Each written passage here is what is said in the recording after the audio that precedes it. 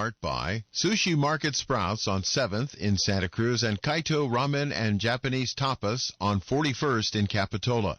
Treat yourself to the finest Japanese cuisine you'll find anywhere with fresh sushi to go and delicious ramen and tapas dinners. Sushi Market Sprouts and Kaito. Yum!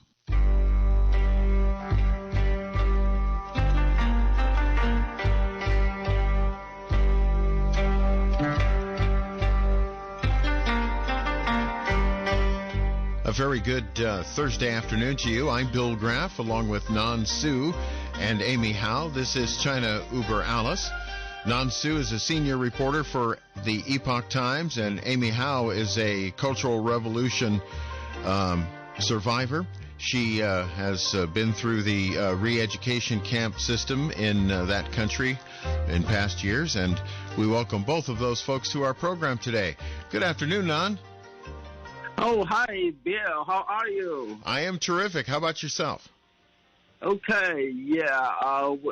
Hey, everyone, we're going to have a wonderful program. I think it's appropriate for us to continue our discussion, which was left from our last program. Some of you, if you have listened to our last program on last Thursday, you may still remember we interviewed one of excellent guest of our program, former Air Force retired General Mr.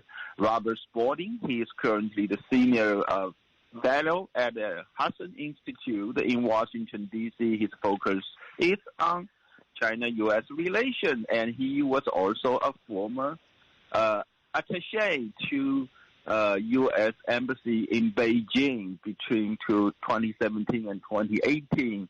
And one of the common really give me a jaw-dropping effect was that he mentioned that if China actually decide to invade Taiwan, the United States may not be able to protect Taiwan. So we probably, because China has nuclear power. So, China may just take over Taiwan with the United States government watching it to take place. So we had a lot of discussion left over, and then we need to finish the discussion. So our today's subject is really to try to have everyone engaged to answer the question, is China an adversary or a competitor to the United States? We're going to have a lot of discussion. So please stay tuned, and we're going to start a discussion just right after our usual segment. We are going to first listen to Amy's story. Amy is one of our hosts here at KSCO China Uber Alice. He stayed more than a decade of time in the re-education camp in China because of a cultural revolution under Chairman Mao. So, hey, Amy, what are you going to bring to us today? Guess what? Today is March 4, and 2 days ago, March 2nd, is 52nd anniversary for the time I went to the re-education camp. So, I think a total on that day we left in one train is 1,100 people. And 52 years later, 2 days ago, so we had a little Zoom meeting. About 50 people from 8 countries to talk about this event and talk about just discussing what's the short effect and the long effect and to our generation. Right now we're already all senior citizens now. So that's 52 years ago. So it's very interesting meeting, and the question we're discussing and also quite interesting. And so I want to talk about a little bit of that. And on March 1st, before the meeting, And we had, because you cannot talk same time because it's not an opera. And so we had a host for the meeting. And 50% of people, total 50 people enjoying the meeting. 50% is living in China. You know, interesting enough, Zoom, that software is only software you can download in China and here. So remember last year we were talking about the Zoom also is like a TikTok. Maybe the Chinese government was controlling and listen. Probably true. That's why no problem, they can download. And so before the meeting, the host sent me a list and tell me lots of words, sensitive words I cannot say, like a CCP or something like that. So I have to be very careful when I answer the question. So basically, it's pretty organized. That saying is that we have to, the host generate all the questions, and then each country, and we have one person designated to answer. And so I'm the one with the answer for representing people living in the United States. So we have 8 people, different parts in East Coast, West Coast, all over the place. And another 10 people live in Canada. So Northern California, Northern America, total about 18 people. So now, and it's kind of interesting, you know, they censor, so we had to be careful avoiding lots of things. So they gave me some code. I said, well, it's like we are underground now. It's the code like if you want to say Cultural Revolution, and you have to say WG. And if you want to say CCP, never say CCP because they're going to pick up immediately. So you will say ZG. ZG means the Chinese Communist Party. Okay? So something like that. I said, well, I look at the list. I said, how can I remember that? You know, maybe I answer or make a mistake. They said that if they found that the host will be very careful, listen to especially people not living in China. And so, you know, so he can stop immediately. So otherwise, somebody listen, maybe record, who knows, right? So I said, wow, you know, I never been that kind of Zoom meeting. You had to be careful everything you say. And they said, why not? They said, they look at the America, you know, the YouTube and the Twitter. So they are censored too. You know, some sensitive words they picked up too. They're going to shut you down or something. So I said, well, maybe we are the same place now. So I cannot laugh at you. Right? So that's the conversation pre the meeting. So then anyway, besides that, we still had a very successful meeting. And it's about 6 o'clock Pacific time. So in Vancouver, in Canada, was 7 o'clock p.m. And China already the 16 hour ahead of us, so it's about 9 or 10 o'clock in the morning. And so the first question is from 50% of people living in China. So they said that they review this event, this movement, you know, up to mountain, down to village. That's what they call this movement, the name. Okay, this movement, 52 years, after 52 years to review this, and they feel, you know, it's not, you cannot say it's the wrong movement or something very bad. That's the Chinese people's view. And they say that because they feel they were sacrificed, we as the generation will sacrifice ourselves to the country's peace and for the society's harmony. So that's why they come out this. They even made a little video and to have some movie clips, and some was pictures, everything, you know, and then time to remember the time 52 years ago, March 2nd, we left Shanghai, go to Yunnan.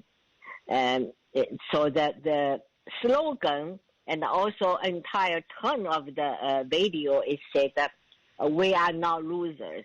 We are sacrificed for our country, so we are heroes.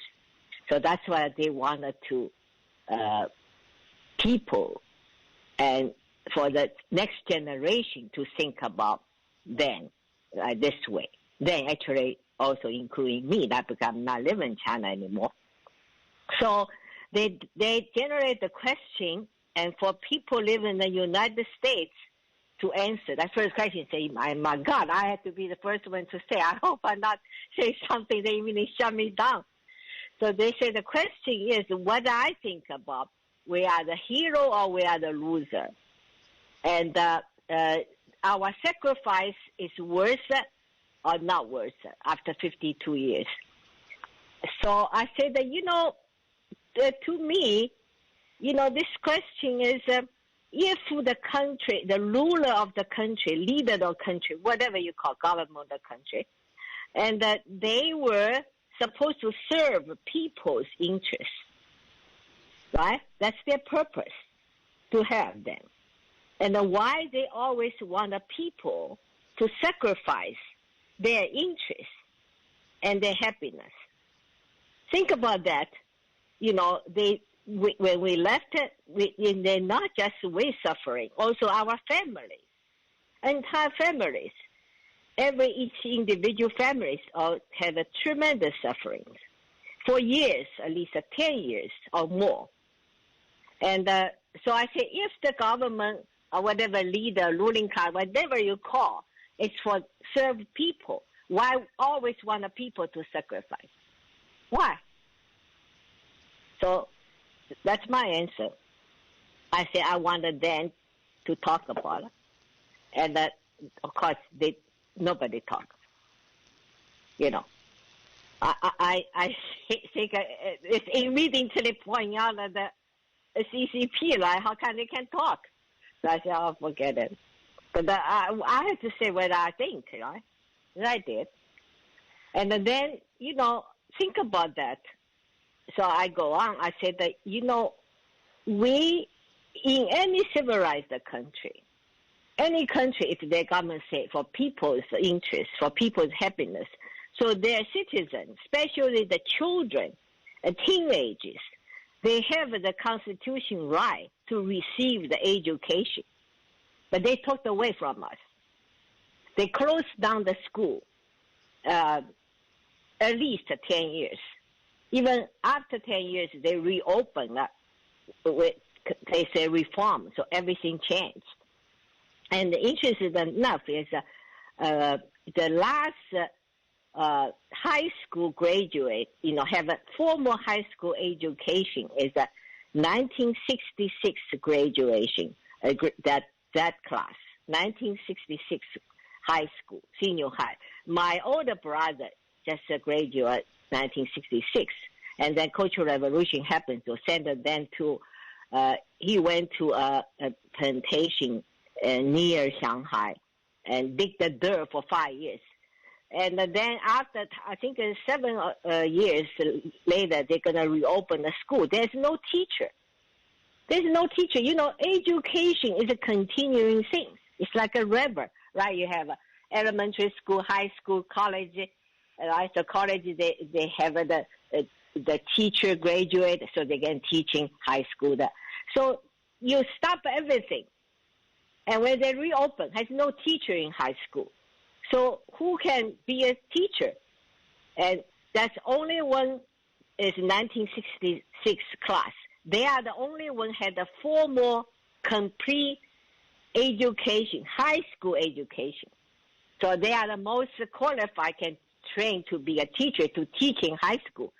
Because the 1966, the college graduate, and they're supposed to be a teacher, now they have to teaching in college because just everything just upside down. And so this education disruption in China, so-called Cultural Revolution, and not just 10 years disrupt, entire the generation, then generation after, and probably 2 or 3 generations to recover it. and I still didn't. Lots of things still missing, and the level of the education still very low. My opinion, because the people younger than me, and they didn't even finish the elementary school. At least I have a formal elementary school in Chinese language, and are able to read and write basic things. But not talking about better and advanced things, just basic stuff. And but people younger than me, they can't even know how to read and write. That happens even now after 52 years. In America, I meet a lot of people from China. They're younger than me.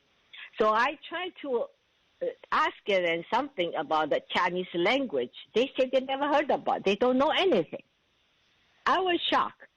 But then immediately I remember, oh, you know what? They didn't even go to elementary school. So that's the story. But I tell you, just recently here we stopped at the school for 1 year, right? And now the teachers union still refuse to open the school. So what's the side effect? Effect to the people, for the kids.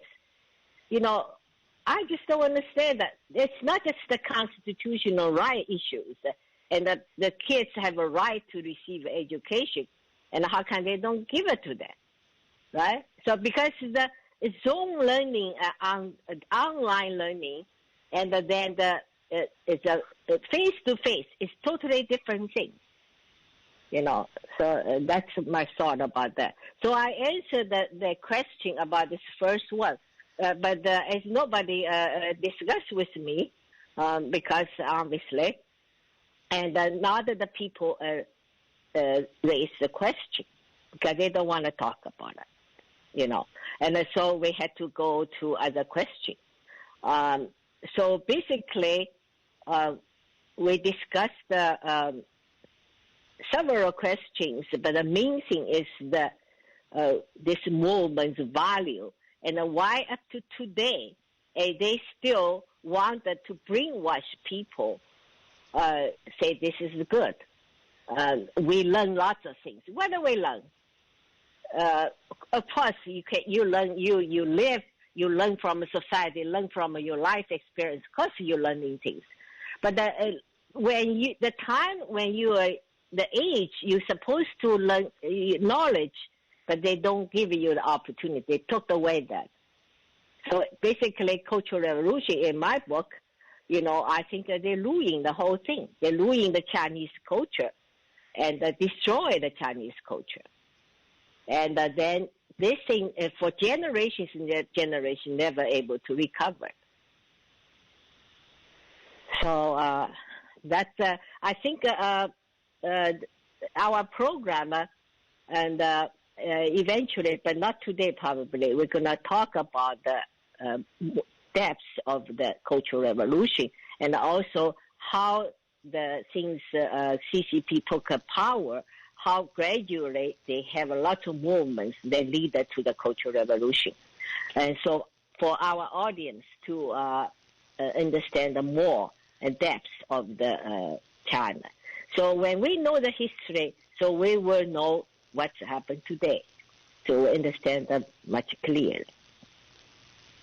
Yeah, I think that's a great point. The more history we know about the past and how things progressed, the more we'll know about what's happening in this moment right now. Well, let me answer that question when Amy asked Sure.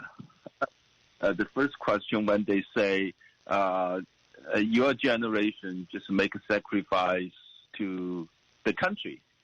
That's a typical slogan of communism.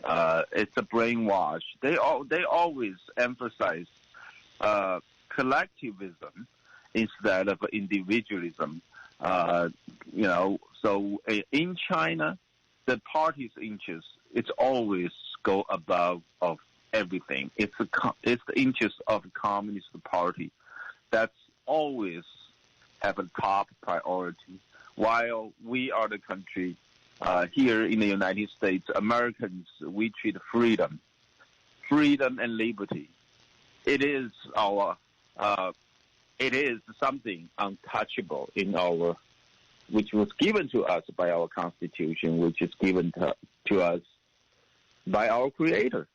So that's a totally different approach. So they have been following this mentality all these years now. In the last 2 decades of time after China joined WTO, China had a huge economic growth. And you know what? The mentality in China, which is openly discussed, which it's usually, if you follow the leaders talk about how China could have this economic growth in the last 20 years. And that's what they say. They say, well, we sacrifice the benefit and the welfare of a whole generation of low-end workers. So we become the factory of the world. And then they continue to say, in the next 20 to 30 years, if we sacrifice the benefit and welfare of a whole generation of engineers, we are going to become the top in technology. We are going to, we're going to be a top of the whole world on technology. So that's what they have been doing. I mean, when they need your sacrifice, they will take away your right, left or right without asking. They think, like Amy's generation, because during the Cultural Revolution, they closed all the schools, all the factories. So all these kids, when they graduated, they couldn't give them a job. Chen Mao will just send them to the remote areas and say, well, you're going to need to be re-educated by the farmers to learn from farmers, because those are the real working class. And then when after China joined WTO, the way they want to attract the foreign investment, to attract the American corporates to China, they purposely take away the basic labor rights of all the working class. So therefore, the foreign corporations in China will enjoy very low cost and expense to pay for the cheap labors. So 20 years later, China already become the factory of the whole world. Everything's made in China. We have to rely on that to live our life. Now they put their view on the next thing. It's the technology. They in another generation. That's what they are thinking about. In another generation, they want to become the top of technology. So that's why they're talking about now in China. The leadership say, well, if we sacrifice the benefits and welfare of a whole generations of engineers, then we are going to dominate the world by technology. And the way to do that is still they try to use the low labor cost of supply of engineers. They have a lot of people graduate from the college, and then they afford to give to supply a lot of engineers to our corporations here in Silicon Valley to attract them to go to China to make the investment. To China, that's really cheap, because the corporations here in the United States, they compare the salaries they pay to hire engineers here in Silicon Valley, or maybe in Seattle, or maybe in dollars, compare with they hire engineer in Shanghai or Guangzhou in China. It's much cheaper to hire someone over there. And you know what? Our technology are invented over there, are researched over there. So China doesn't even have to send their spies to come to the United States to get the technology because our technology. But go there, give it to them. You know, I recently went to a seminar. A a bunch of our top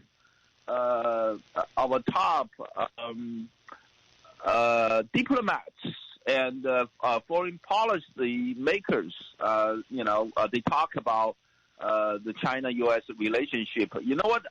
While I was in the meeting, one of the audience actually raised his hand, and he asked one interesting question, which really changed my entire view about the U.S.-China relationship. You know what the question was? He stood up. He asked. That this is the question he asked. Do you think, he asked all our the panel speakers, they are the top diplomats, okay, in this country, and the foreign policy makers in this country, in the United States. So the question was, do you think Microsoft, Google, Facebook, and so on and so forth, all these big five technology companies, U.S. corporations, do you think these top five, I didn't even mention the others, he just said, do you think these big five top technology companies, U.S. corporations? And you know the answer?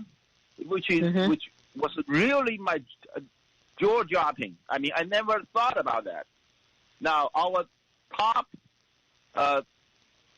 foreign policy maker gave the answer. They said no. They said they don't think these companies are the U.S. corporations,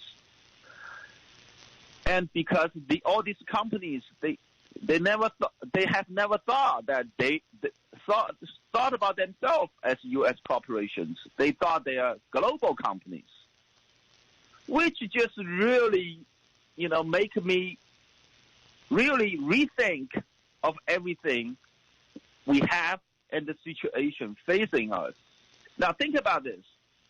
Now, if we say we want to do an antitrust effort to break down Google, Facebook, Twitter, wherever you name it, I mean, they only have their values. And now their values are all based on global companies. Now, they just have their headquarters here in the Silicon Valley or somewhere in the United States. If say Congress try to pass a bill to say antitrust to break down these companies' monopoly, all they need to do is just to move their headquarters to somewhere else. Now, think about this. What if Google decide to move their headquarters from California to Shanghai? Do you think Google is a Chinese company, or do you think Google is still a U.S. company? Or maybe Microsoft. Bill Gates has been in China for a long, long time. He has been for 3 or 4 decades, considered a good friend of the Chinese Communist regime. So if you say Microsoft moved their headquarters to Shanghai, what do you think this company Microsoft is? Do you think it's a Chinese company, or do you think that it's still a U.S. corporation?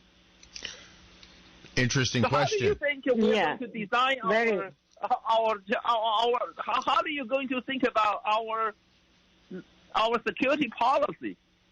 This is a very good question for everyone to think about it. So right now, currently, what's the criteria for determining the U.S. corporation? So where they incorporated or what? Before I know lots of companies, they was having island, the headquarters over there for tax reasons. Yeah. And and now I don't know. It's just like you said that maybe they move to Shanghai. Well, no, I'm just making assumption. St. Petersburg. I know. And then what are you going to do with it? Yeah. So they now qualify for, so we cannot do anything because they are not used as corporations, so they are the foreign corporation. What? Well, corporation? I think the answer lies in two different points of view. First of all, I think if you go technically, probably we call Microsoft an American company because that's where it's incorporated. But there's another subtext as to where they pay taxes or don't pay taxes, as the case may be. And also, if you think of Microsoft philosophically as a global company, then would it really be headquartered in Shanghai or America or anywhere else if it's considered a global company? It seems to me that that's a philosophical designation. Maybe we ought to look at the question of the day. This might be a good place to introduce our question of the day, which is China an adversary or is China a competitor? What do you think? Our telephone number here is 479-1080. If you're calling outside of the 831 area code, you have to dial the 831 first, 831-479-1080. Is China an adversary or a competitor? What do you think? Yeah, I think that's a wonderful question and the starting point for us to start the discussion. Now, keep in mind, in our last program, when we interview former Air Force General Robert Spalding, and he basically, one of the things he mentioned was here our diplomats and our security experts all consider, most of them consider China it's a threat to the security of the United States. But however, it's our business interest group, like the corporations, they don't agree with that. They want to continuously doing business with China. So that creates a problem. So it's really not about philosophically who they think they are, but think about it. If they are not afraid of anything, because they have their business built all around the world already, they don't agree with, how we see China as a threat to the security of the United States. Well, what can we do? Let's find out what we can do about it. We have a caller. Dick is calling us from Santa Cruz. Let's find out what Dick's point of view is. Dick, you're on China Uber Alice. Hello. Hello. You guys are there? Yeah, Hello? We're here. Yeah. Okay. Yeah, I'm sensitive to this. I worked in technology, what Nan's talking about, and he is absolutely right. The pressure of these international companies to capture the Chinese huge population over there, middle class population, and to also move there, maybe on a permanent basis, headquarters, etc. It's going to be everything that China wants. So they're going to push for that. They're definitely adversarial in every way to the U.S., and this is just one thing that they're going to be pushing for, is to hollow out completely our high tech and get it to move over there. Now, I don't have the specific plans for them to do that, but they have inroads that are incredible in this country. And China Joe, America Last policy that we have now, are extending them. For instance, there's a technology program office, or the TPOs, that they give college foreign graduates. They've extended those visas, I think, indefinitely now, actually, to get green cards. So the middle class is being destroyed completely. The most middle class jobs in this country are high tech jobs, and that the manufacturing, of course, is 90% gone already. Okay, we all know that.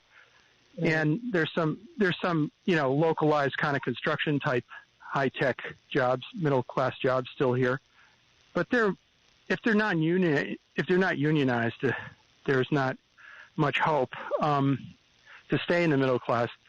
But it's I think it's terrible policy, and it's never been spoken about that much. I mean, Trump touched on it when he first he kind of slowed down the process for, chain migration and immigration and the visa program, the H-1Bs, and that's the high-tech guys.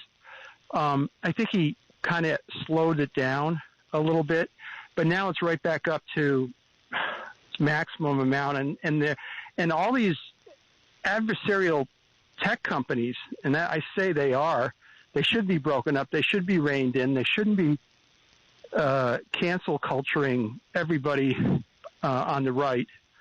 That will be nonstop until Congress does something about it. But they're all working against the middle class.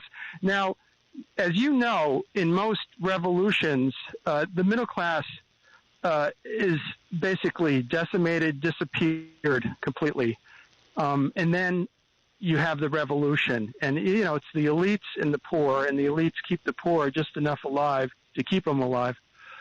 And if they don't address, I feel, one of the most important things in this country is the middle class. And if they don't address the exodus and the insourcing and outsourcing of these STEM jobs, I mean, I told my kids, I was in STEM, I said, don't go into it. I told them, don't. You'll be replaced. You will be replaced by an Indian, an African, an Asian, Pakistani, and then managers get in here, and the managers from those, there's all kinds of loopholes in the program. It's just so corrupt. Dick, let me interrupt you for a minute. Let me ask you this: what do you think? Is China an adversary or is it a competitor? Because it depends how you look at it, really. No.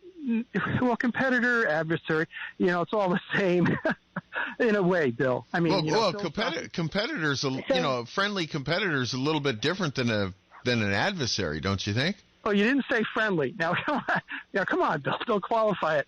I'm saying that I'm not going to split hairs. They're definitely an adversary. They want to insource all the high tech to their country, especially the intellectual property, all the R&D. They're stealing it like crazy. They're sending their guys over here. If they don't go back, they stay, they get hired, they steal as much as they can. The espionage in industry is just it's overwhelming. So, Dick, let me ask the question that I think what all three of us want to know. What is if we look at them as a adversary, then what should we do to combat that? There's lots you can do. Yeah, first of all, the trade. I jump? Go ahead, Amy. Yeah, Dick, I just said, like Nan said, if those big companies they move to China, so we have regulations, we have some law, legally, antitrust laws, whatever it is. They are foreign company. So then what? Because they make money in China, in globally, much more than United States. They just leave. So what we can do about that? Well, that's a good point. Once they get over there, okay, let's say they headquarter there, they're under basically a satellite of the CCP. So they can use as much slave labor as they want. They can put in as much crap and, espionage type software in all their electronics. They could do so much harm to us so much more quickly. What can we do? Well, we can stop with the H-1Bs. We can stop the program definitely from China of all students. They can teach them someplace else. Don't let them in our universities. All it does is drive up the cost for the Americans. Just forget it. They go there to open a university. Go where? Go to China. I went and visited Dubai. They have all the American universities there. So China can do that too. They don't even have to come in here. That's like Nan said. They don't have to come in. They do have to come here. They go there to make money. So big company, university, they go there, go to China. make much more money. So they do Wait that. a minute, What are we going to minute. do? The high-tech engineers are not making, I think Nan covered that, they make probably 1/6 to 1/10 what an engineer here in the United States makes. So they're making money in manufacturing, and they got 90% of it worldwide. That's what they're going for. They want to corner so many things in this world. They want to corner. They want to corner the land. They want to corner the rare earths. They want to corner the intellectual properties. They want to corner international companies, like every U.S. company that has the highest tech going. So it's really malicious what their intents are. I mean, that's what I say. That's why I say they're so adversarial. But what do you think of what I said? Well, I think you're absolutely correct. It's not about where these corporations try to put their headquarters is. It's really once they put all, because China had provided the supplies these kind of very cheap labor engineers, and they were very smart. They all had a higher education degree. So all these big companies, they go to China, and then once they hire their research and R&D over there, they're never going to come back, and China never have to send their supplies to this country to supply to the espionage anymore. It's in China. It's over there. I mean, and then and they don't even need to spy. All they need to is just because all these engineers they hire from China, they had their whole family in China.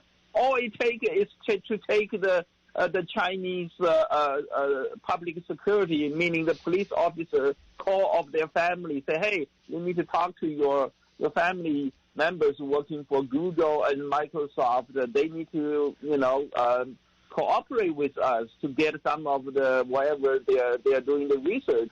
Let us know. That's it. Yeah. So now.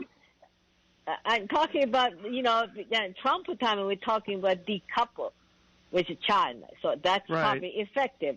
But now this word is erased. Nobody talk about that anymore. Right. Decouple. Yeah. What are you talking about? Well, wait a minute, though. Let me ask another question here because it just popped into my head. Even if we were to decouple right now, does China not have enough knowledge and information to continue the tech revolution in their country? I mean, they may take them a little longer, but they certainly are smart enough people over in China to continue the engineering and whatnot. Okay. Hold on 1 second. Okay, Bill, 1993 with President, the cheater. What's his name? Clinton. He gave China. Their missiles were going all over the place. He gave their Art-Key ballistic technology to China. You remember that? Yeah. What I'm saying, though, I think the Chinese people are smart enough to continue the research they've been given, basically, the technology they now have, and continue. No, that's not how it works. Either they capture it all, okay, everything in the U.S., if they capture all the technology, then they might be happy. So, no, they're not going to just go, we got our engineers, we can make sure that you don't go to the United States. I don't know how. I guess they can do anything they want, right? Wait, Dick, I completely disagree with you. Look at the Iranians. Look at the North Koreans. Look at these people. Yeah.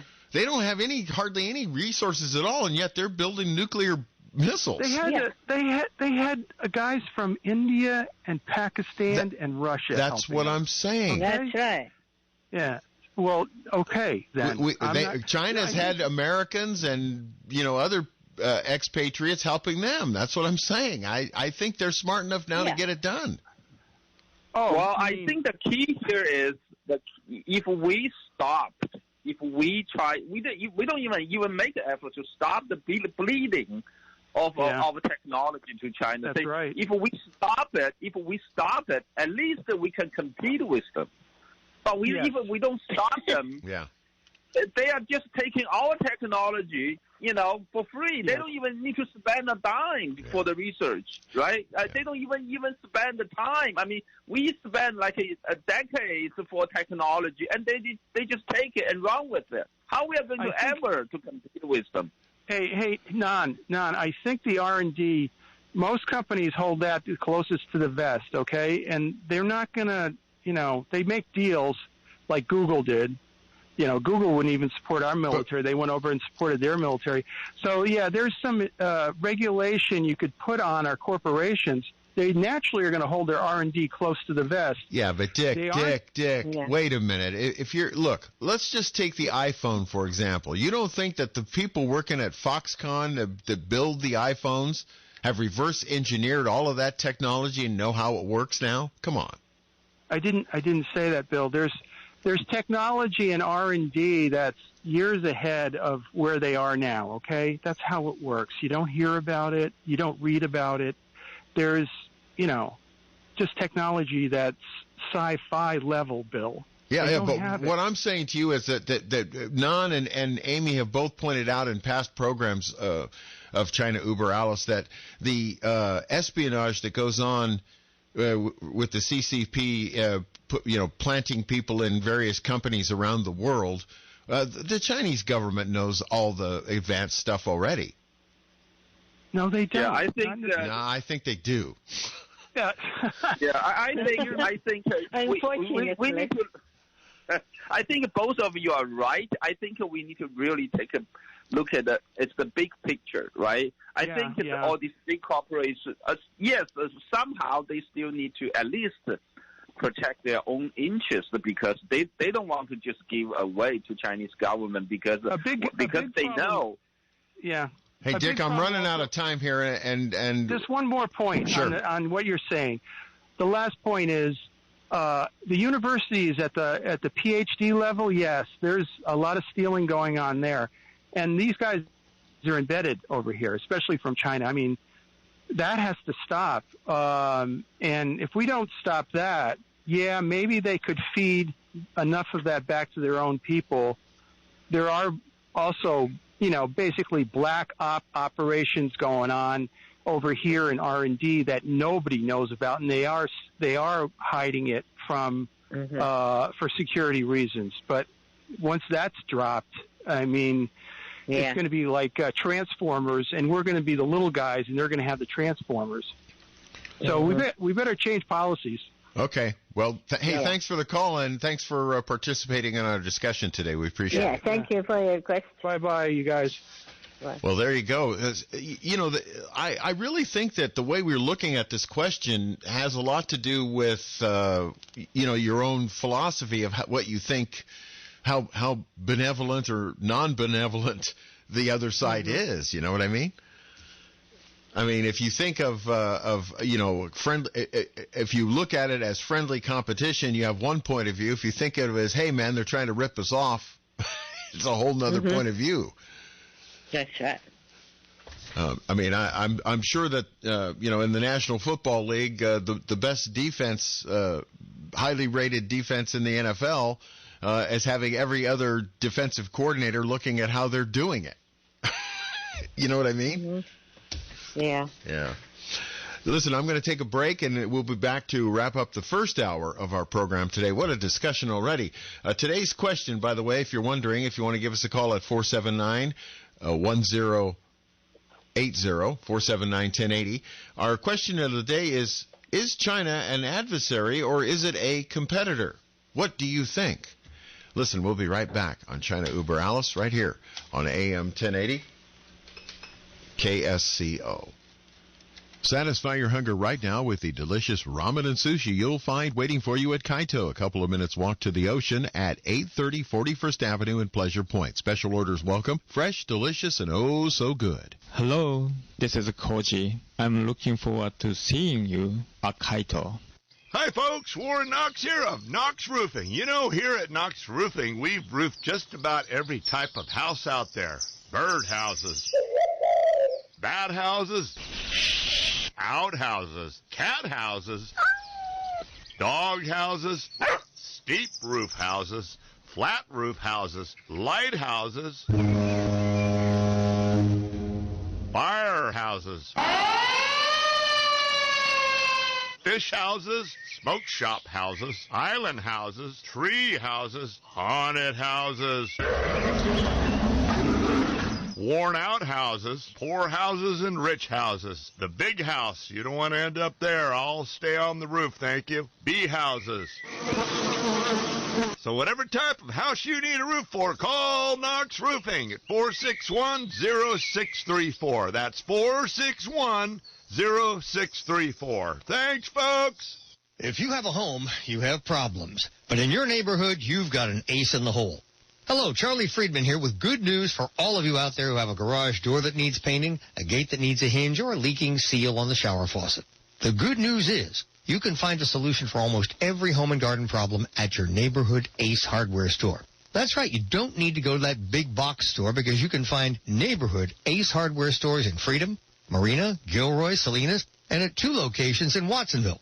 These Ace Hardware stores are locally owned by my friends Manuel and Carlos Rodriguez. They're almost always on hand to make certain you find the solution to your problem. So, when you have a problem, head for your neighborhood Ace Hardware store. You'll be met at the door and taken straight to the solution to your problem, and you'll be on your way soon with the solution in the bag and a smile on your face. Now, at all Ace locations, pick up your Longevity, Tangy Tangerine, and Healthy Body Start Packs at great prices. Ace is the place. You're ace in the hole. Hi, this is Hedva. Tune in every Thursday night at 9 for Hear It Now on KSCO. What is the it in Hear It Now? It's life. Life after an abortion. Listen to what my guests have to say. Call in. Be a part of the conversation. That's Hear It Now, Thursdays at 9 to 9:30 on KSCO, the radio heart of Santa Cruz. Satisfy your hunger with a fresh, prepared, twice-daily grab-and-go sushi you'll find waiting for you at Sushi Market Sprouts, 2 blocks from the beach at 300 7th Avenue in Santa Cruz. Fresh, delicious, and oh so good. Hello, I'm Junko, and I look forward to serving you at the Sushi Market Sprouts. Wow, it is amazing how fast an hour can go by when you're having fun. Amy and Nan will be back in just a couple of minutes with our second hour. We have quite a lively discussion going on. Our question is China an adversary or a competitor? We invite you to call at 479-1080.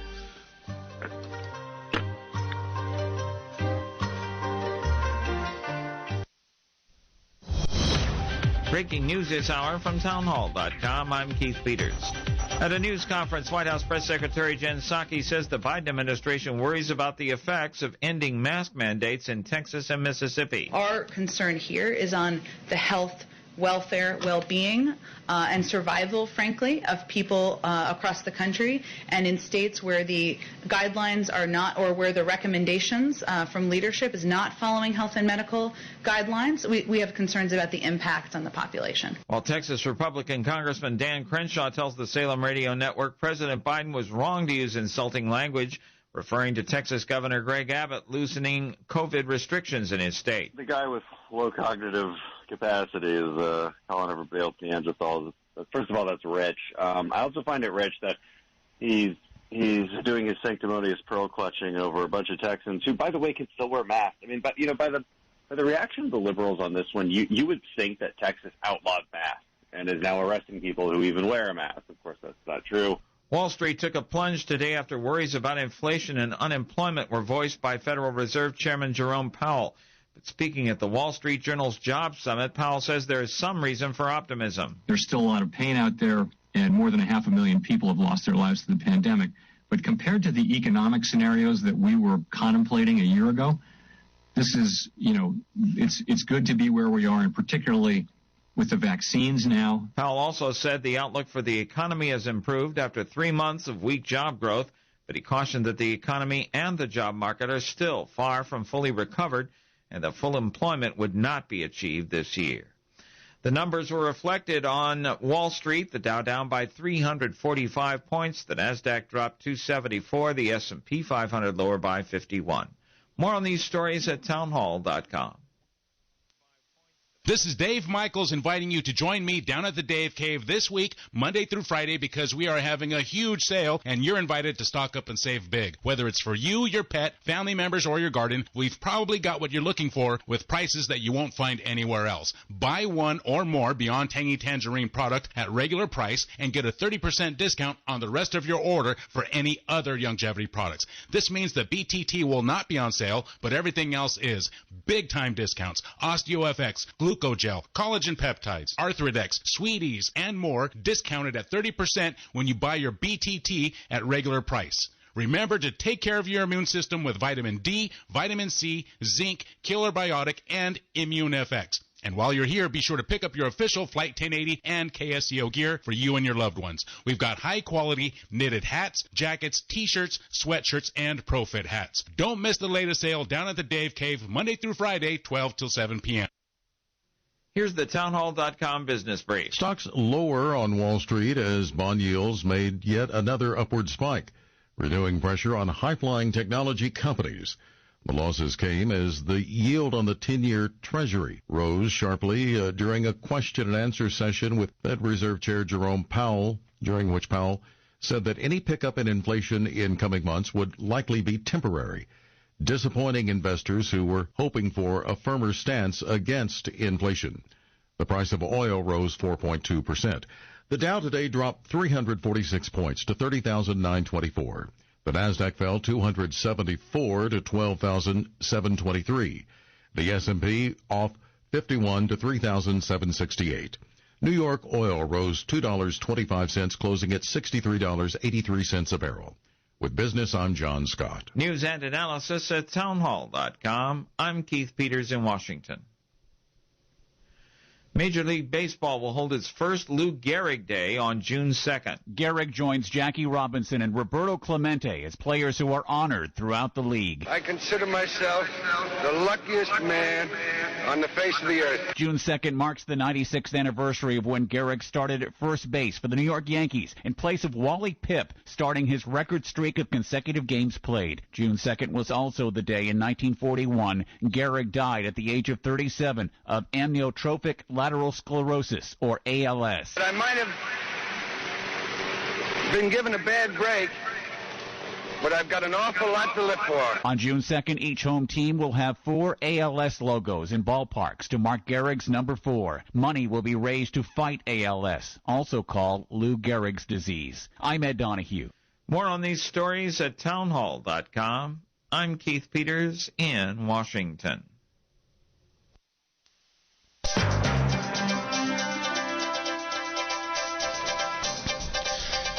KSCO News Talk time is 3:05. I'm Sam Quinton with your King of the Hill. Traffic and weather will start off in Santa Cruz, Highway 17 southbound at the Summit. We have a traffic collision, no injuries involved. 2 vehicles involved in that accident. Number 1 lane is currently blocked, and units are on their way to the scene. Elsewhere in Hollister-Gilroy, Monterey Highway at Cox Avenue, we have a animal hazard reported there as 2 large dogs seen running in the roadway, and units are on their way to try to help those doggies. Highway 17 up and over the Summit, southbound 17. Just past the Lexington Reservoir, you're going to find a patch of slow-and-go traffic there, about a 5-minute delay there. Highway 9, that is clear. Highway 1 from the Fish Hook down to Monterey, that's currently clear. 101 right now, southbound 101 between Coyote and Madrone, you're going to find slow-and-go conditions there. Could be as much of a 10-minute delay through that area. Your Central Coast forecast for tonight, partly cloudy, then patchy fog, looking for overnight lows of 39 degrees. Tomorrow, we're going to start off with some patchy fog, then mostly sunny skies, looking for a high of 60 degrees tomorrow. Right now, outside the KSCO studios, it is 62 degrees. Now, it's time for the second hour of China Uber Alice right here on KSCO. China Uber Alice is brought to you in part by Sushi Market Sprouts on 7th in Santa Cruz and Kaito Ramen and Japanese Tapas on 41st in Capitola. Treat yourself to the finest Japanese cuisine you'll find anywhere with fresh sushi to go and delicious ramen and tapas dinners. Sushi Market Sprouts and Kaito. Yum.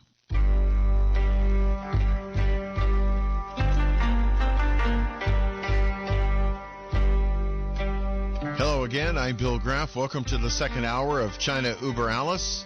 I'm here with my co-host Nan Su, who is a senior reporter from the Epoch Times, and Amy Howe, a survivor of the re-education camps of the Chinese Cultural Revolution under Chairman Mao.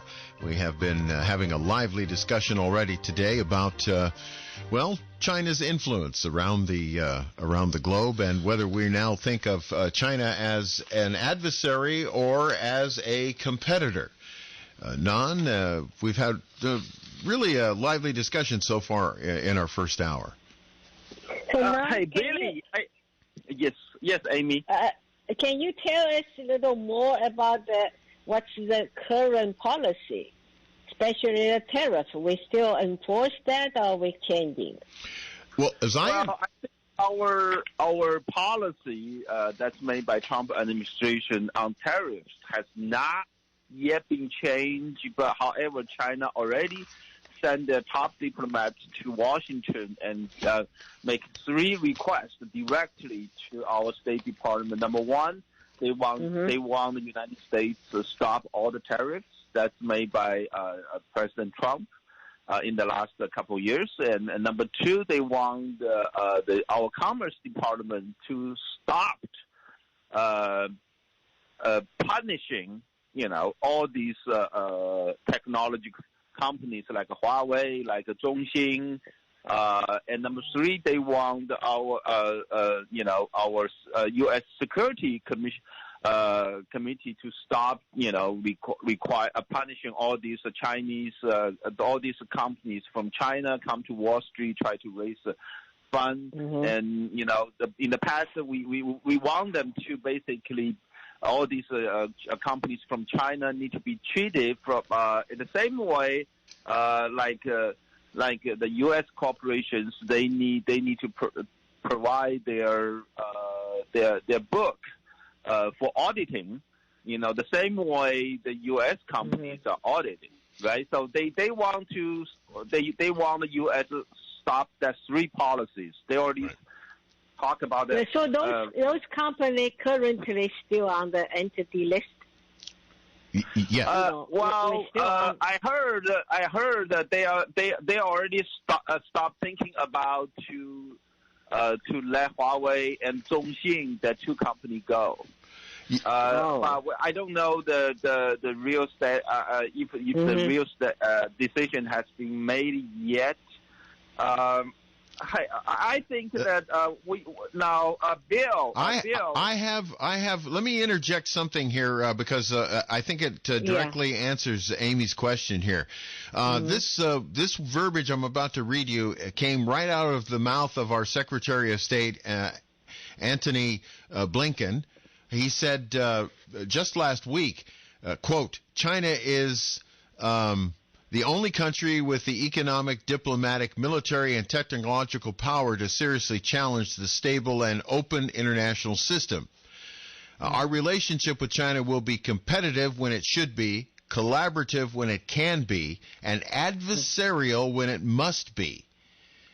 We will engage China from a position of strength, Blinken said in a speech laying out the Biden administration's foreign policy. He did say during that speech, at least initially, that we would not substantially change the previous administration's stance toward China. On trade, the administration will invest in American workers and companies and insist on a level playing field, because when we do, we can outcompete anyone, the Secretary of State said. So that's okay. So according to that, so that means China is a component. So it's a conflict and a dispute. It's not a partner. Is that what that means? What did he say? That's what I think he said. But then again, this verbiage they use, this political speak they use, for me is often confusing because it sounds like one thing, but to the other side, they read it a completely different way. Am I wrong on that, Nan? Well, I want to talk about a little bit. I remember, Billy, last week you sent all of us the report that you read. It was a 2020 report to Congress of the U.S.-China Economic and Security Review Commission. There was a review report published in last December. I read quite a bit, and I remember, Billy, you said after you read it, you're shocked. I was shocked. Tell us what makes you feel shocked. Well, to read the whole report will take you about a week. It's quite extensive. So yeah. So what I printed up for you folks was the executive summary and recommendations.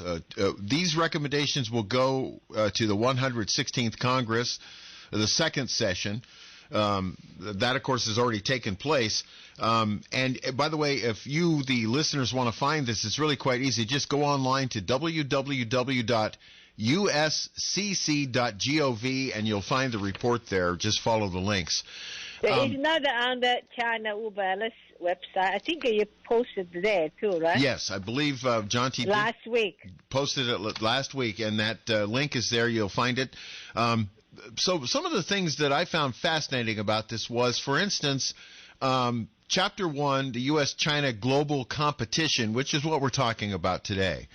The Commission recommends to Congress that Congress should adopt the principle of reciprocity as a foundational in all legislation bearing on U.S.-Chinese relations. Issues to be considered in applying this principle should include, but are not limited to, the ability of journalists and online media to operate without undue restriction. I found that one fascinating. The ability of non-governmental organizations to conduct meaningful engagement with civil society. I don't even understand what that means. Access to information, including but not limited to financial and data research. Access for social media and mobile apps from U.S. companies. It's just, directly different, I think, from what the Secretary of State was talking about last week in his. Okay? So anyway, that's one of the things that drove me kind of crazy when I read this. The other thing is, Section 2 involves U.S.-China economic and trade relations, vulnerabilities in China's financial system, and risks for the United States. Congress should enact legislation establishing a China Economic Data Coordination Center at the Bureau of Economic Analysis at the United States Department of Congress. The center would then be mandated to collect and synthesize official and unofficial Chinese economic data on developments in China's financial markets. In other words, they want us to get way more interested in China's monetary system. Congress should request that the administration prepare a report on the research and development activities of the affiliates of U.S. multinational enterprises operating in China and the implications of such activities for U.S. production, employment, and the economy. So, in other words, Congress is being advised to get the administration to follow a report on research and development activities of companies dealing with China. Very interesting. Yeah. Now, here's the other one that really got to me. We all have had this idea that, after we heard from the general that, Hong Kong is gone and Taiwan, if China wants it back, is going to get it back. The Commission recommends, remember, this the Commission is recommending this to Congress, not necessarily the President, but to Congress. Congress should consider enacting legislation to make the director of the American Institute in Taiwan a presidential nomination subject to the advice and consent of the United States Senate. It seems to me that means the Congress is being advised to get a more formal relationship going with Taiwan. Congress should amend the Taipei Act to provide that the United States, as a member of any international organization, should oppose any attempts by China to resolve Taiwan's status by distorting the language, policies, or procedures of the organization. In other words, this commission, the U.S.-China Economic and Security Review Commission, is advising Congress to solidify its relationship with Taiwan. At least that's how I read this. It's fascinating. Wow. It's really fascinating. Yeah, I Billy, thank you for the recommendation of the report. I think everyone should really go read the report now.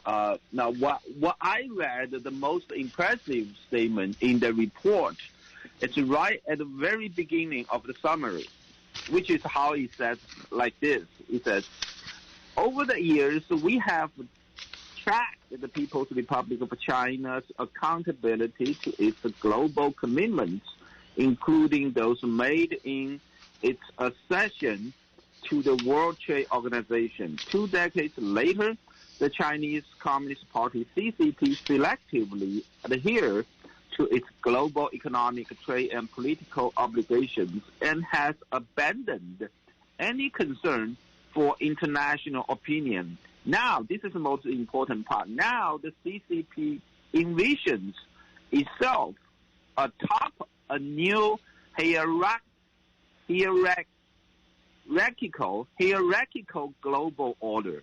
Now the CCP envisions itself atop of a new hierarchical global order in which the world acquiescence to China's worldview while supplying it with markets, capital, resources, and talent.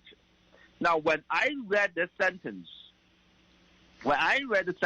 which states China won the world acquiescence to China's worldview while supplying it with markets, capital, resources, and talent.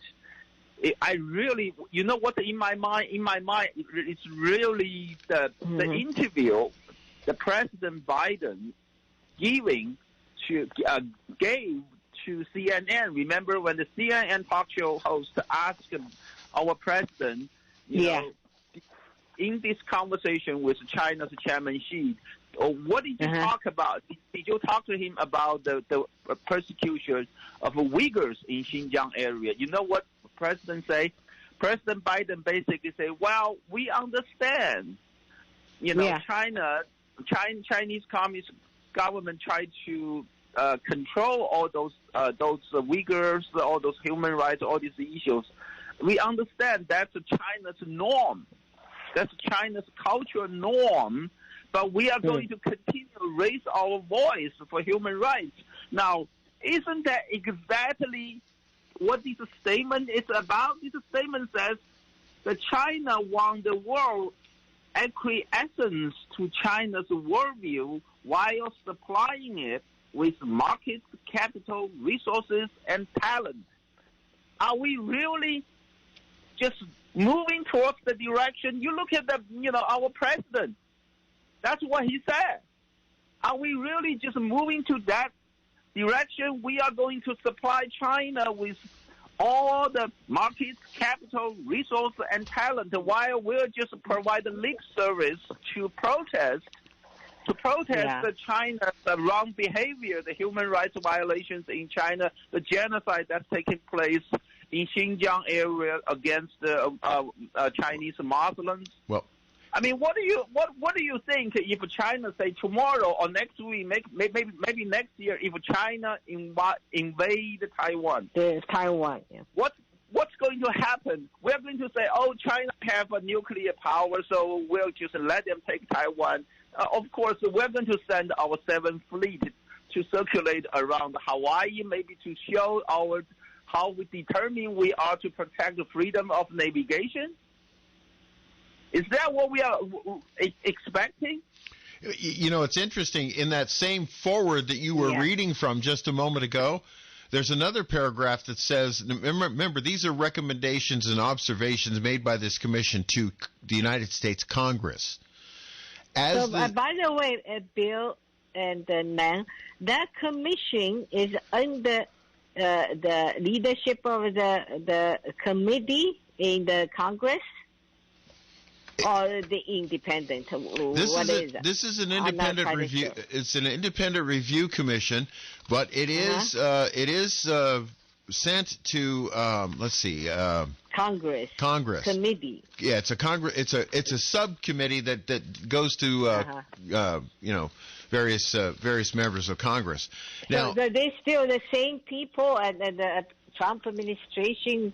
Or they changing? Well, these are that will be their last report, or I don't think so. As I understand it, these are career civil servants professional. They're professional. Academics and whatnot, and they've been studying this for some time now. So under the Congress committees, related the committees under their leadership, right? Correct. This committee. Yeah.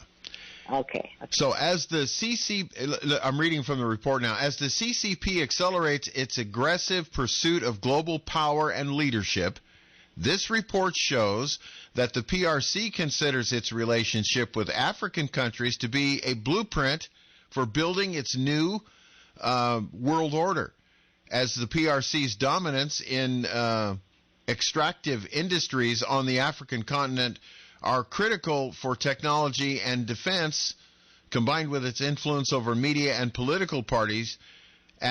These are key elements to a multi-dimensional approach that's now advancing in other regions around the world, including Latin America and the Caribbean. China's activities in Africa serve as a template for projecting power and influence far from China's shores. Goes on and on and on. But basically they're saying, look around the world, guys. This is what's happening. Wow. Yeah, it's this report. I think everyone should go to read this report. I absolutely think so too. Yeah. Yeah. Hey, we have a caller. Steve in Pacific Grove wants to join our conversation. Steve, you're on China Uber Alice. Hey, wonderful show. I'm just curious, maybe you can help me out. I was listening to a business program, and they said that China had a major oil find offshore. And that's one of the reasons why I think they got, because they never really had that much oil like Saudi Arabia or we have now that we're fracking. But where did you see this report? Because I'd love to go look that one up. Oh God, it was part of the big game. Okay. Listening to a business report. I mean, that's why I'm curious about this. They found a major. What part of the China? I think it might be the South China Sea, what they're militarizing. I'm not sure. Like I said, that's why I'm asking you. It's because before they had to. Go ahead, hon. I'm sorry. Chinese lake of oil. And they found some, they say, bigger, huge, bigger than Texas is there, but they tend to be very shallow, very little. Before I'm talking about. So I don't know what they're talking about now, which one is. Well, me neither. That's what I was asking you about. Probably Burma. I know they found they wanted to get the Burma, that time. And now, they basically line up what happened to Burma, and China, CCP was behind everything. So they have the oil. They found that. So they probably wanted to get it. So that's what I think. No, no. You know what? I apologize for calling without all the information. You should have had it nailed down. But yeah, I heard they I'm unfamiliar with that report of any large oil find. I will look it up though, and we'll have that information for our next program for sure. If that is in fact the case, that does change, how China would operate as regard to that particular resource. Yes, well, sir. I think it's really bad news. Yeah. Well, first of all, let me say something. I think that first of all, China is in a huge short of oil supply. No question about it. They need to import I forgot the exact number. It's like 1.5 million barrels a day or some sort of to make up the shortage. So that's why they are going after the South China Sea. They are going after those islands that had a dispute with Japan, because it's it's all about oil, and also they are going after many African countries. Yeah, it's all for oil. Everything. Yeah. Yeah. Well, I think what they found is I didn't mean to interrupt you. I think what they found is close to home, so they're feeling very comfortable about it, unfortunately. So, let's hope it's not true. It's really a long-term strategy. They are looking for oil resources all around the world. But of course, it's important they, the oils that's off the ocean, off the coast, near China.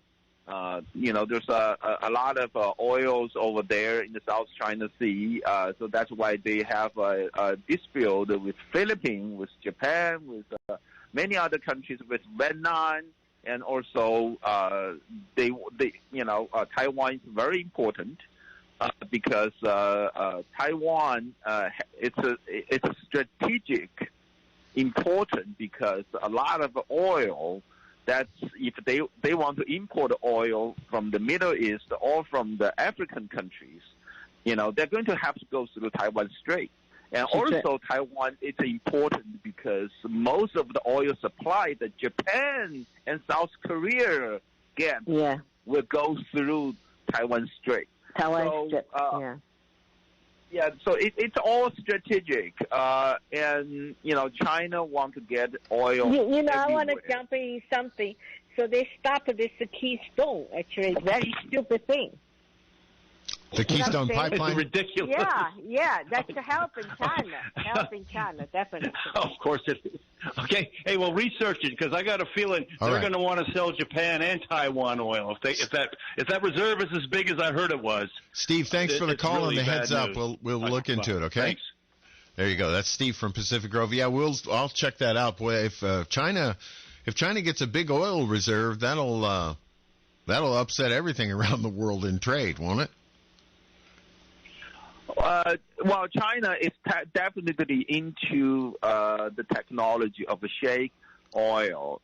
U.S. has been really leading in this explore of the shale oil for several decades. But however, China not really. Their geological situation it's a little bit different than the U.S. continent. And the continent of North America, so they can't really just copy and use the technology that we use here for shale oil. So they have some time to catch up in order for them to get their own shale oil, explore, and really practically able to use them. So you think they will directly gather from Canada now? Now don't go through Montana, don't go through United States. So the Keystone, so they direct the Pacific Ocean and to China. Well, it will be interesting to see how the Canadian oil after this Keystone project being stopped, it's going to go. I mean, the Canadians they're going to have to sell the oil, sell their oil to somebody. I mean, if it doesn't come to the United States, where is this going to go? I mean, maybe you go to China. You will go to China. Now think about it. China has a lot lower environmental standard than the United States. When those oil, if they come to United States, they will be refined in a much higher standard protecting the environment. But if they goes to China, it will be subject to a much lower environmental standard. So, I mean, why didn't we buying it? It's good for our long-term security. It's good for the global environment. And why do we just let, I don't understand why we stop that project. You let the Canadian oil go to China, it's long-term wise. It's against our security, and then it's going to pollute the whole world. I just don't understand. Well, I think that Biden administration will make a deal before they become elected. So they make a deal. So they had to, whoever, environmentalist or whatever, whoever get to. So they had to deliver it. So that's the first thing. Stop that. That's what I think. What else you can't think? It's so stupid. I just don't understand it. Look, when you look at worldwide trade agreements, sometimes you just have to scratch your head as to how that works out. I don't. Anybody who looks at the pipeline project, you have to understand that if you're going to stop that pipeline pumping oil to the United States, Canada's going to sell that oil to somebody. Yeah. I mean, that's what China wanted to begin with. Yeah.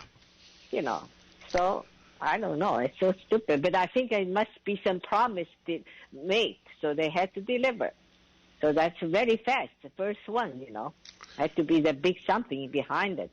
Well, when you talk about oil, I never could understand how Venezuela could go bankrupt when Venezuela has got more oil.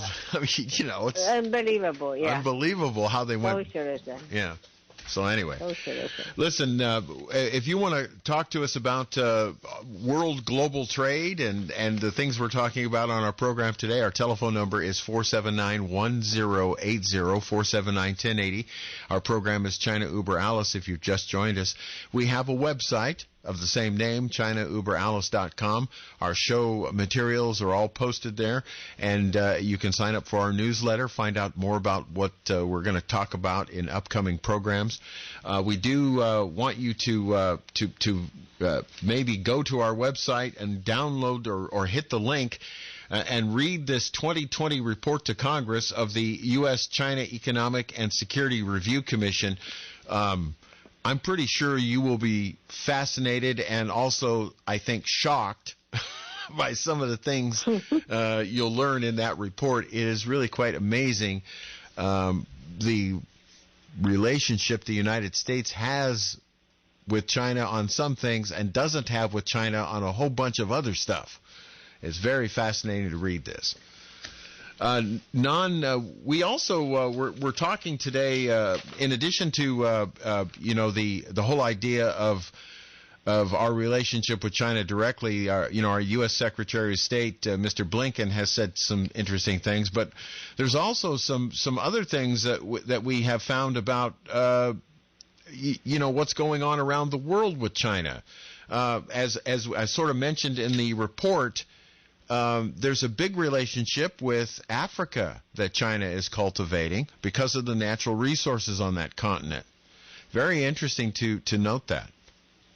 Yeah, well, China is going, they're going to all these countries with the same mentalities against the human rights. So everywhere they go, it's always they always invest to the African countries with the governments that have worse the human rights records. Now go back to the report. We talk about the Congress report, a congressional report by the U.S. China Economic and Security Review.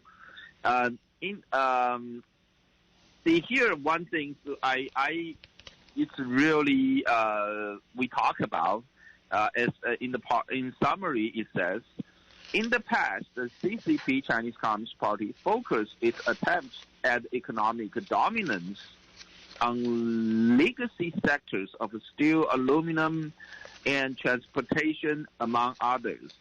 Its current goals are to dominate the world's newest and most cutting-edge industries, including biotechnology, semiconductors, artificial intelligence, AI, and clean energy. Through the focus of China's industrial policies is changing, the government, meaning Chinese government's strategy and objectives, retain the same mercantilist and coercive tools, compelling foreign entrants to transfer technology to their domestic competitors for limited market access. See, that's what they force our corporations when they decide to go to China. That's what they do. They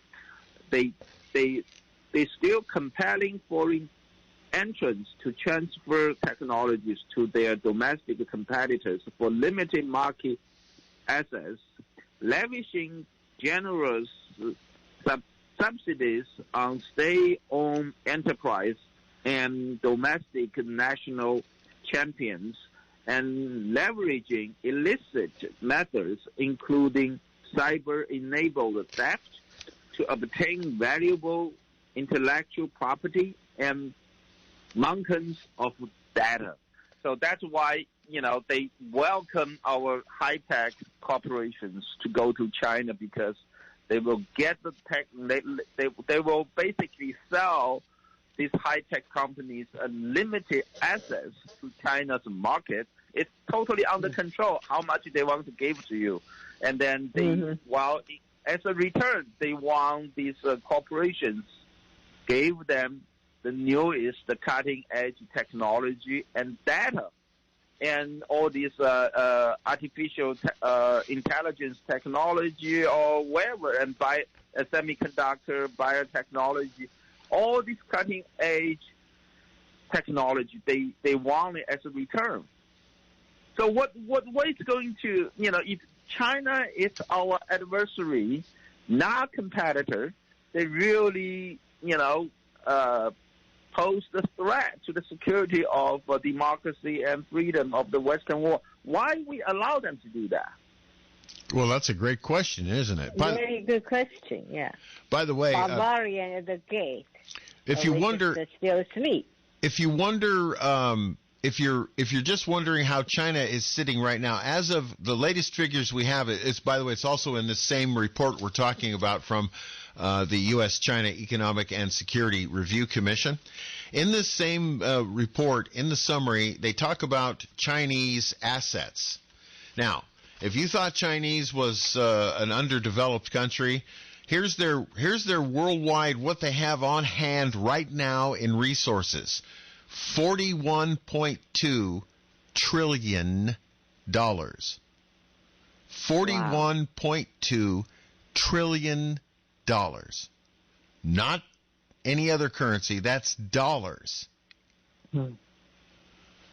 That's the source for that, by the way, is the China Banking and Insurance Regulatory Commission. So that's their own set of numbers. Wow. I mean, we are talking about a country that's got a bunch of people to act as labor and a whole bunch of money. Yes. Yeah. Also, I think that last week, I think most of us threatening thing, people are scared after that's because there's the unconventional warfare. They use this virus, so that's really people will wake up and not jumping up. It's really scary thing. Think about that. In addition to that, Amy, unconventional warfare includes economic, competition. Oh, yeah. And when you've got a country that starts out with, $41 trillion. That's a lot of, that's a lot of competition. Yeah, the same report that also says China's security laws threatened the arrest of anyone who criticizes China, its leaders, or its policies. This threat now extends to Americans inside China, as well as those who live in or travel to countries that have an extradition treaty with China.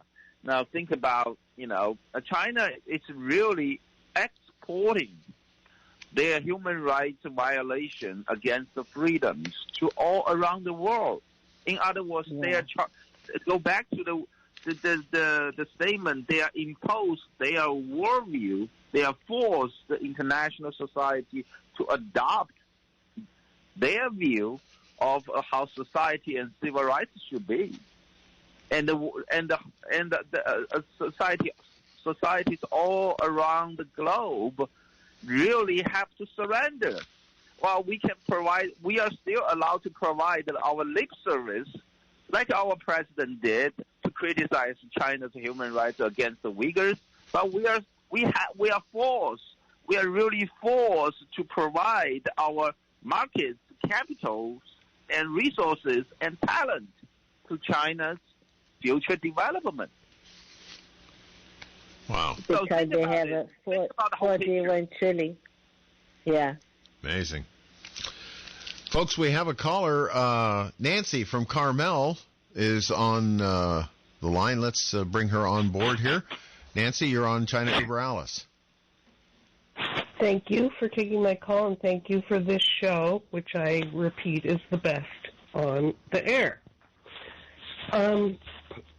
I heard Billy say, I don't know how Venezuela got to be the poorest country after being the rich. Are you serious, Billy? I'm serious. They have their oil resources are unbelievable. Yeah, but don't you know that when Hugo Chavez stole the election down there, he converted the oil industry into the state? No. I understand what happened. I was asking a facetious question. Okay, that's what I asked you when I started out. I said, are you serious? Okay. I'm totally serious about how a country can mess up that kind of a resource and go with it? Yeah. I mean, because it was what China wants to do. So it's pretty obvious, a totalitarian system is going to do whatever it can with the stupid lemmings going along with it until whatever happens.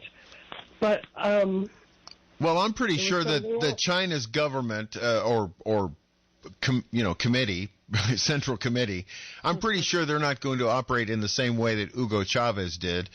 China's leadership is way smarter than that. They're not going to. No, but what I'm trying to say is the CCP acts like any totalitarian state. They're not going to give anything to their people while they can take it for themselves, and therefore the country suffers, and then the whole thing goes down the drain.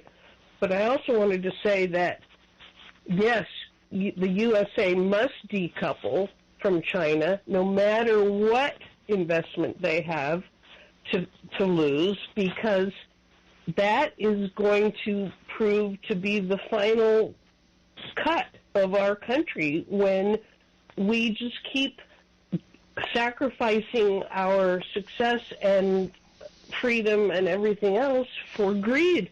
Like I mentioned the last time I called, these companies should not be so greedy. They should employ United States citizens to do the manufacturing and take less of a profit and not worry about shareholders at all. The stock market shouldn't be so, connected to corporate success. It just shouldn't be that way. Companies should succeed on their own. Unfortunately, it is. So, Nancy, may I ask you a question? So, what do you think? How do we can control those big companies if they want to? I don't think we can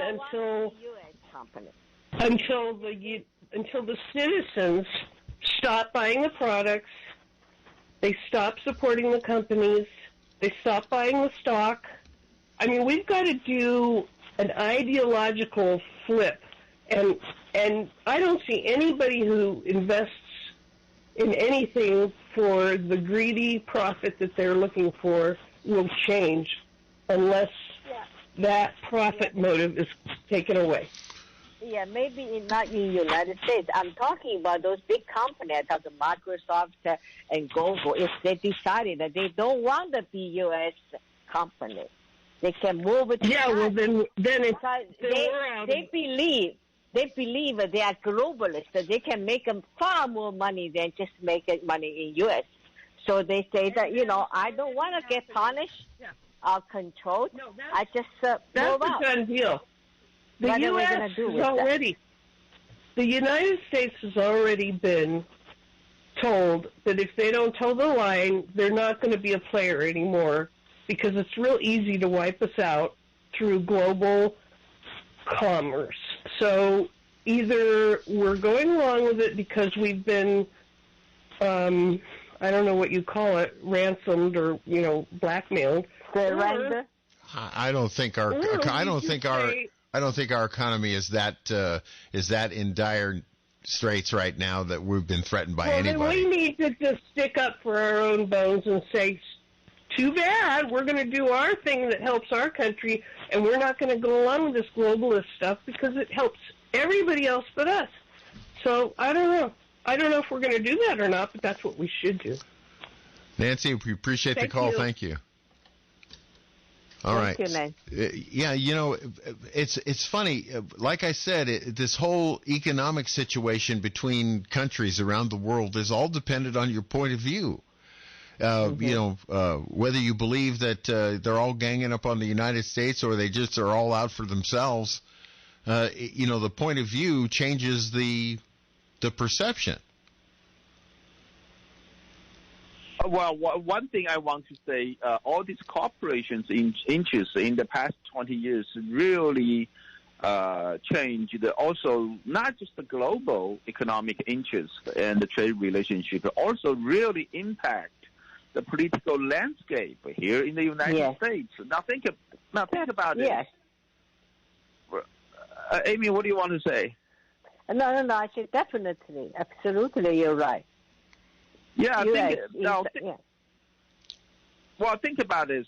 Now, traditionally, the Republicans, they believe that they should reduce the tax, so all these corporations will subject to the less tax, so they will save some money they pay to the government, so they will go around to invest. So they will benefit the labor to create more jobs here in the United States. So traditionally, all these corporations, they really like the Republican, policies because they got to save a lot of money for the tax in the business. But now it's totally changed. It's totally changed because all these corporations, they want the global economy. So they now also, more of them supporting the Democrat Party instead of the Republican Party, while the Republican Party becomes, I want to say they really, if you go by the Trump policies, the Trump policy, American First, it's really, a fight for the middle and working class here in the United States because they protect American jobs from being lost to the overseas, specifically to the countries like China. This is entirely changed. Now, I'm not saying the entire Republican Party agree with that. A lot of Republicans still in the old way. They're still in the old way because like Mitt Romney and like a lot of them, they still thinking in the old way. They did not really fight for the interests of middle class and working class, and but American First, that movement, it's really to protect the interests of the working and middle class, and also really put the security of the United States first. While this is why I think that the political landscape has been changed in the last two decades of time. Yeah, my understanding that for American people, of course, we still think America is a country, and then American first and make American great again. Right? But for the bigger corporation, they don't care. They think they have much bigger market values in the world, and especially China, huge market. So they think only they make money. Why should they make American first? They first, bigger corporation first. And then you take the bigger issues. And then, of course, you take in the world political views of other countries like Russia and Australia, and big economic powerhouses themselves. When they try to interact with countries like China, it becomes a real. I guess a chess match is a nice way to put it. Maybe more like a wrestling match. Mm-hmm.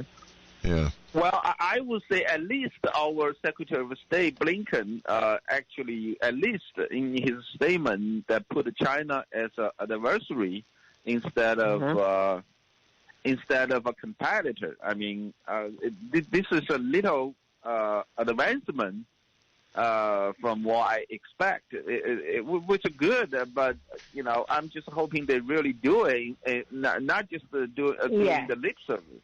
Yeah. It sounds like good words, right? So a definition of an adversary was dispute and the conflict. So at least not say partner. Okay, we're back to the normal again. Back 4 years ago. At least not that, just in the words. But really, what did they do? We don't know. Well, we will find out, Amy. The policy. Yeah.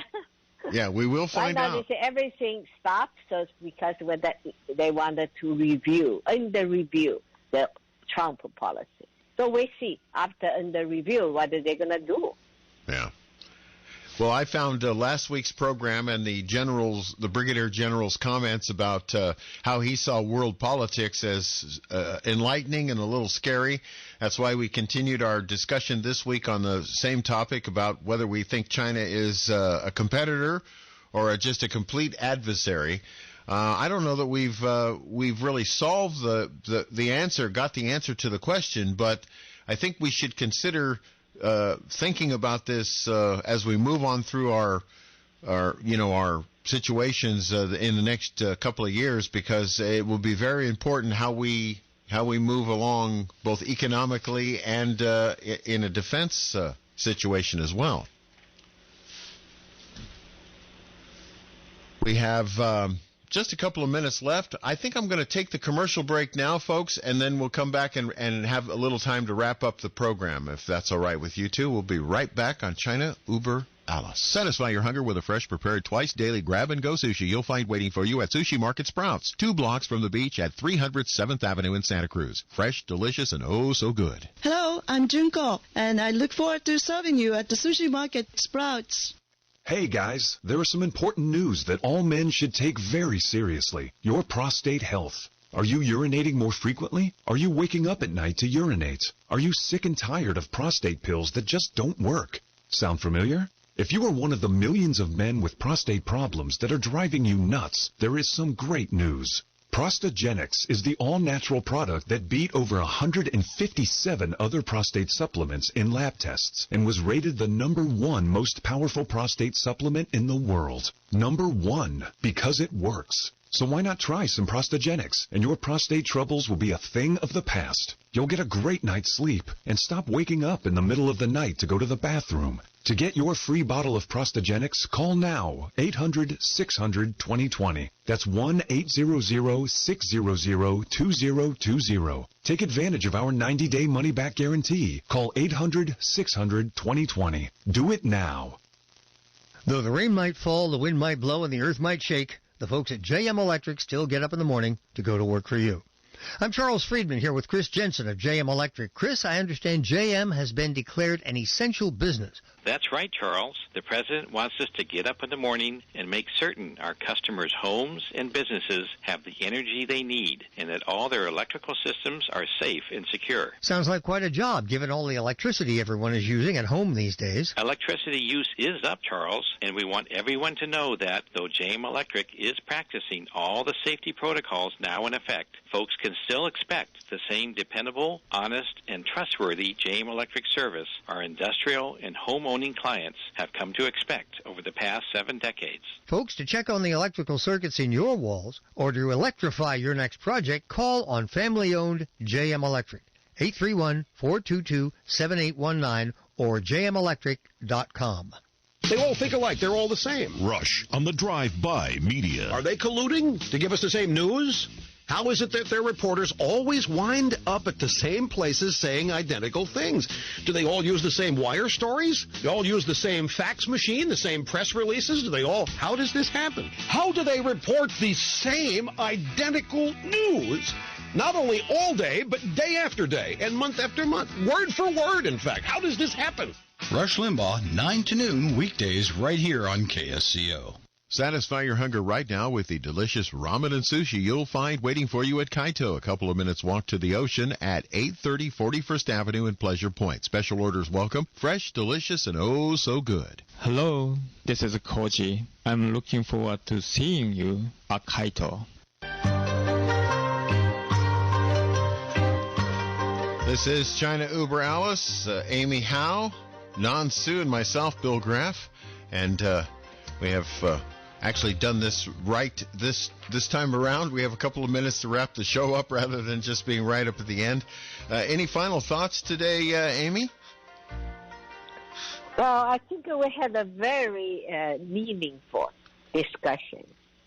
And probably had to continue all the time because we were wait and see, right? Yeah, at the moment, I think you're absolutely right. We have to wait and see how our administration, the brand new administration, is going to deal with China, and how the rest of the world is going to deal with China too. How about you, Nan? What do you think? Well, I think except concerning our security, we still, of the United States and Western world, we still need to keep our eyes on what's happening in China and in Hong Kong. Although we know that Hong Kong it's not a free region anymore. Now, the latest news is the Hong Kong authority right now is using the national security law that's enacted by the Chinese Communist regime to sentence the 47. They are in the process of using this national security law in Hong Kong to sentence the 47 of democracy movement leaders, including some of them are actually legislators formally elected by Hong Kong people. Yeah. So right now, this is what's going on in Hong Kong. All right. Well, listen, we have lots more to talk about. Fortunately, we have another week to do this next week. We invite you to join us on China Uber Alice Thursday at 2 o'clock on this fine broadcast facility, KSCO Santa Cruz. Amy, thank you. Nan, thank you. We'll talk to you next week. Thank you, Billy. Bye. Next week. Bye-bye. Have a nice weekend.